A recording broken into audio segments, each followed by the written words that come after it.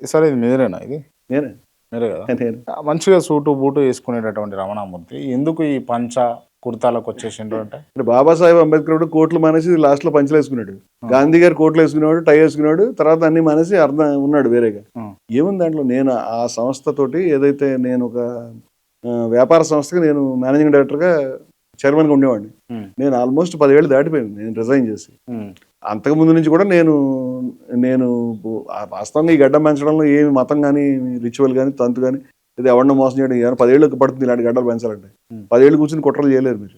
నేను ఒక పుస్తకం రాసుకుంటూ ప్రపంచం అందరితోటి సంబంధాలు కట్ చేసుకున్నాను 2010, 9, 11 ప్రాంతాల్లో. నాకు ఫోన్ కూడా లేదు నా దగ్గర. నాకు ఒక హాట్ లైన్ ఎమర్జెన్సీ పీకల మీద వచ్చిన సంబంధం వస్తే నేను ఎక్కడ ఉన్నాను ఒక్క మనిషికి తెలుసు నాకు వచ్చేప్పడానికి. అంత పద్ధతిలో ఉన్నాను. నేను రాసుకుంటాను, డిస్టర్బెన్స్ ఉండదు. 24 గంటలు నేనే వండుకుని, నేనే తిని, నేనే ఉండేవాడిని. ఒకసారి వండుకునేవాడిని రోజు అంతా కలిపి, దాన్నే సాయంత్రం తినేవాడిని, మళ్ళీ వండుకునేవాడిని. ఇది నా పద్ధతి. అప్పుడు గడ్డం పెరిగింది.